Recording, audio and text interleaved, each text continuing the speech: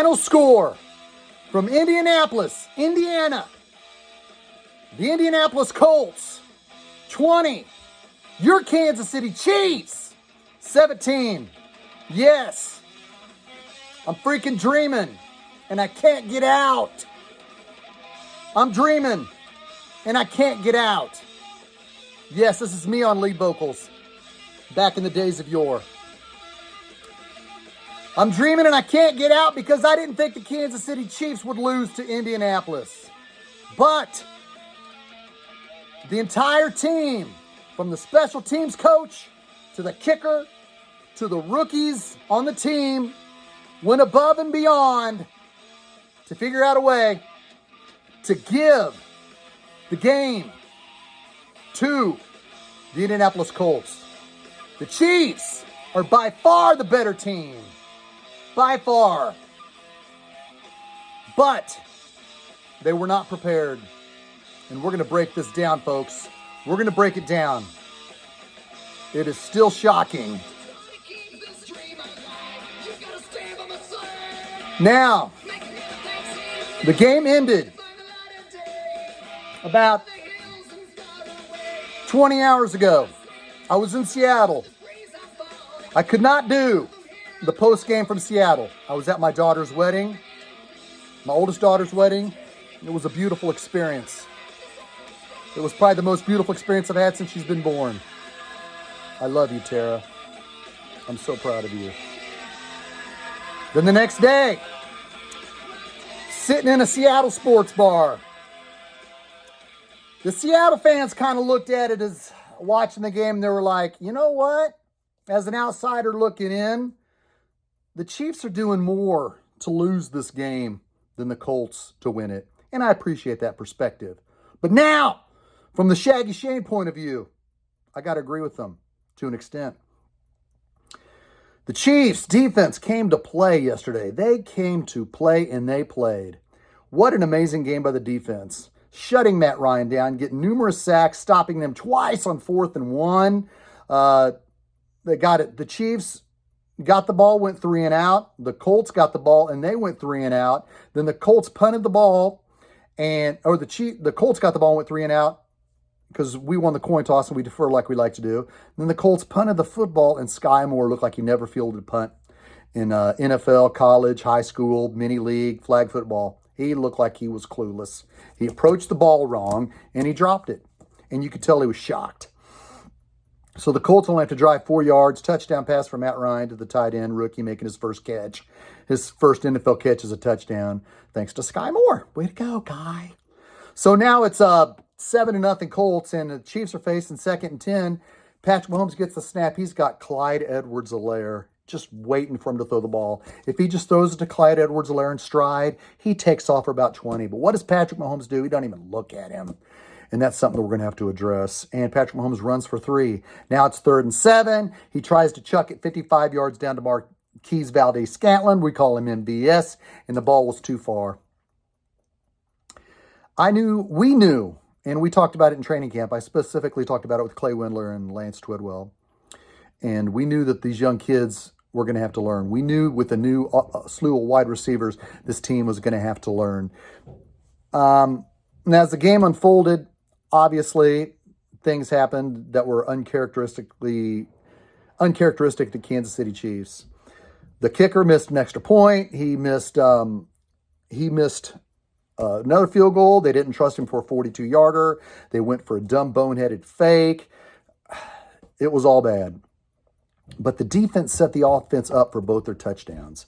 The Chiefs stopped the Colts on 4th down. The Chiefs which was a sack fumble that the Chiefs picked up at the 35. The Chiefs defense stopped them at the 35. The Chiefs only had to go 35 yards for a touchdown, and that paid off in a touchdown pass to Kelsey. On the second one, Carlos Dunlap speeding around the outside, got a forced fumble. The Chiefs only had to go 38 yards for their second touchdown drive. And all the other drives throughout the game, the Chiefs offense could not go the length of the field. Whenever they started in bad possession or way back in their own territory, the Chiefs could not methodically go down the field and score. They could go get in field goal range, which were missed. They could go and throw it to Kelsey. He lost it in the lights or the sun or whatever. He just dropped it. props to Kelsey. Props to Kelsey because he tweeted, hey, this loss was on me. I need to catch that ball. If Kelsey catches that ball, the Chiefs are up by 11 with 7 minutes left in the game. So props to Kelsey. And Chris Jones, here's the deal, folks. Chris Jones is putting it on himself after the game. He said, it's my fault we lost the game. I've been watching football since 1977 when I was 7 years old. If you do the math, you'll figure out how old I am, but I'll go ahead and tell you. I'm 52. But I've been watching football for a long period of time, and whenever there's a personal foul penalty called on anyone, you usually have an idea what it is. The NFL has gone above and beyond to make sure what you can and can't do for the fans. They explain it all to the fans. If this happens, there's going to be a personal foul penalty. If you drive the quarterback into the ground, if you point your finger at him, if you headbutt him, you get called for an unsportsmanlike conduct penalty. After the sack that would have forced the Seahawks or the Colts to punt with 4 minutes left in the game, or 5 minutes left in the game, there was words between Chris Jones and Matt Ryan. There was no head bob. They were just at each other's face. Chris Jones didn't spit on him. It was Chris Jones and Matt Ryan and the referee.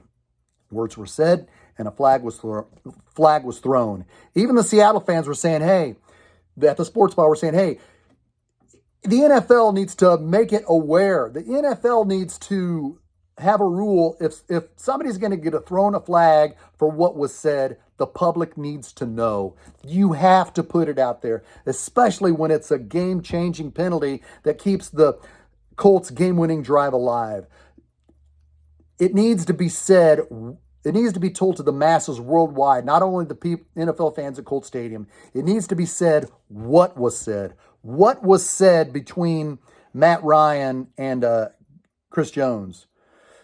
It can't be a race issue. It was Chris Jones, Matt Ryan, and a black referee. The black referee threw the flag on Chris Jones, so the race wasn't an issue in that.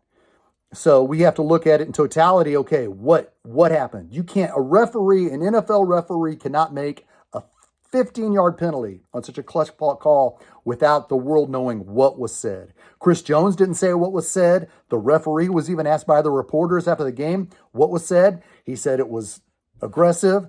It needs to come out. You can't throw a flag on something that was not a personal foul because of words.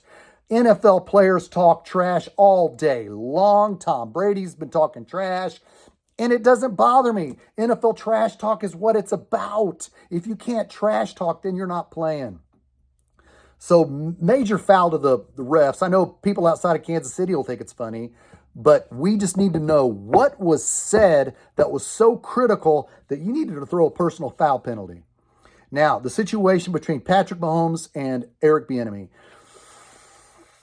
It's not good. It's not good on the optics. They can sweep it under the carpet. They can say it's nothing big. They can say it happens all the time. They could say Mike Ditka and Jim McMahon argued back in the day. They could say we never saw anything with Al Saunders and Trent Green. We never saw anything with Paul Hackett and Gerbach. We never seen any words on the side. We never seen this. And back to the story in February that came out, before the Super Bowl where Eric Bienemy and Patrick Mahomes do not get along. And there was words in the AFC Championship game at halftime.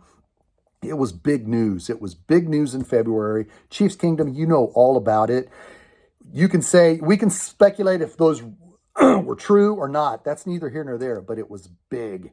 It was a massive story. It was so massive that Andy Reid's first press conference at the Combines in Indianapolis, at the Combines, Andy Reid stood up after the Colts lost and was at the Combines. He just walked up the podium. First thing he says, yeah, we're glad to be here. And we're glad to be here in Indianapolis looking at these kids.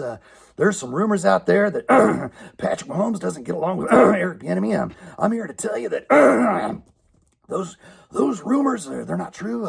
We love Eric Bienemy. There's no problem between Patrick Mahomes and Eric Bienemy. Now, we're here for the Combine. That was freaking 6 months ago, man. That was such a story that Andy Reid felt he had to break it down 3 weeks after the story came out. And we were thought, well, wow, Andy Reid brought that up. So now, at halftime, there's Patrick Mahomes and Eric Bienemy just freaking bitching at each other, just going after each other, which brings that whole story to light, which brings it out in the forefront.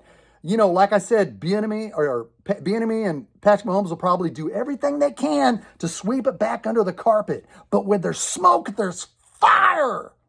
Where there's smoke, there's fire on everything across the freaking world in every story. Whether it's politics, whether it's freaking sports, whether it's the Chiefs, there is an issue. You cannot be freaking so blind to see that there is an issue between Patrick Mahomes and Eric Bienemy. Whether the situation where it was nothing, it was just them bitching at each other in front of the world on camera.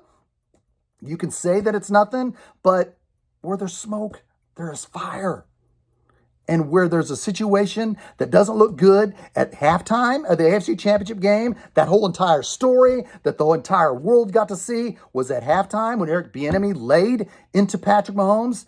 That's a story. That where there's smoke, there's fire. Then at halftime, there they are, just bitching at each other. And the entire time you're thinking, where's Andy Reid? Where's Andy Reid? Where's Andy Reid? They're bitching at each other. Where's Andy Reid? Andy Reid kind of goes up there and gives a lethargic right arm. Come on. He doesn't get in there and say, okay, guys, this is fun. Let's just go. He just kind of gave a lethargic rider. Come on, I got to take a shit. I got to get to halftime. Come on, guys. So he wasn't in any hurry to break it up. So there is an issue. It sucks for Eric Bienemy because I wanted Eric Bienemy to take over for the Kansas City Chiefs when Andy Reid finally does retire. I feel his rapport with the team, his knowledge of the offense, I felt it was good. But Eric Bienemy, his last job interview that he did with the New Orleans Saints was an 8-hour interview in late February. He had an 8-hour interview. What did the Saints do? The Saints said, okay, this has been a great 8-hour interview. We showed you the whole entire freaking practice facility. We've been sitting here chilling with you. We had a great 2 days with you, Eric. We'll get back with you. Eric Bienemy leaves. The next day, the Saints hire their defensive coordinator be the head coach. That hurts. This argument and this story hurts Eric Bieniemy's chances of becoming a head coach. Again, I fully expect the Chiefs to sweep this under the carpet as fast as they can. I expect Patrick Mahomes to tweet about it in the next couple days. I expect Eric Bieniemy to talk about it, say, yeah, that's what I do. I go after my guys sometimes, and it was heated, but I love Patrick, and I love this offense.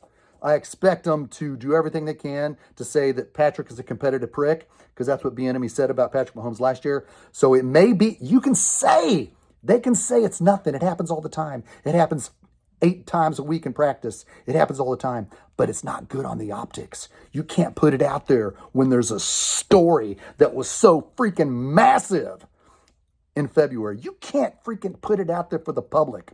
Now, some people say, well, is it Patrick Mahomes' fault? I don't know. I just know that there was a situation there.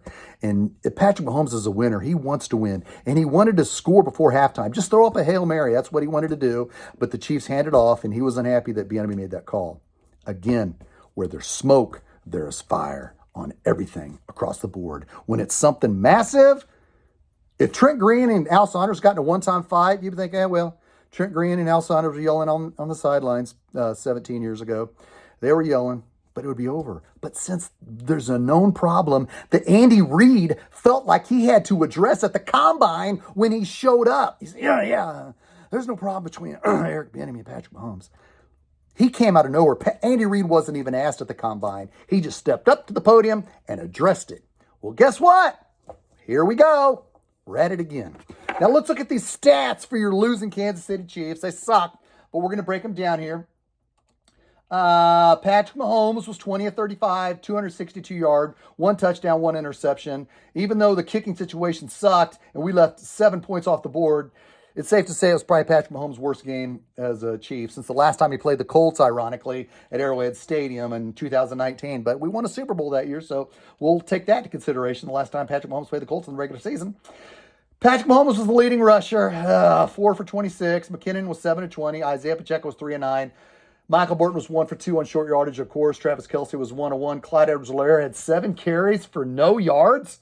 Man, he must have lost a bunch of yards. We got to get Rojo active, man. Pacheco's not ready. He's not ready. I love the idea of giving him a chance, but we got to get to Rojo. We got to get Rojo on the field, man. We got to change it up because our offense is struggling. Props to our defense. Nick Bolton with 2 big, humongous sacks. L'Jarius Sneed with a sack. Carlos Dunlap with the big sack. Frank Clark with the sack. Our defense played great. You may say they gave up a game-winning drive at the end of the day, but Sky Moore gave them 7 points. It sucked. Defense played great. There's a lot of promise going into next week's game in Tampa, which is in question now because there's a freaking hurricane. It's going to hit them Wednesday night or Thursday morning. It's something that we will all have to monitor. The game next week in Tampa is in question. Worst case scenario, it'll probably be Monday. If the hurricane does a lot of damage, and if it does definitely hit Tampa, the city just west of Tampa Bay, Dunedin, was encouraging people to come pick up sandbags yesterday. So I've been to Dunedin. It's kind of like my second home in Florida.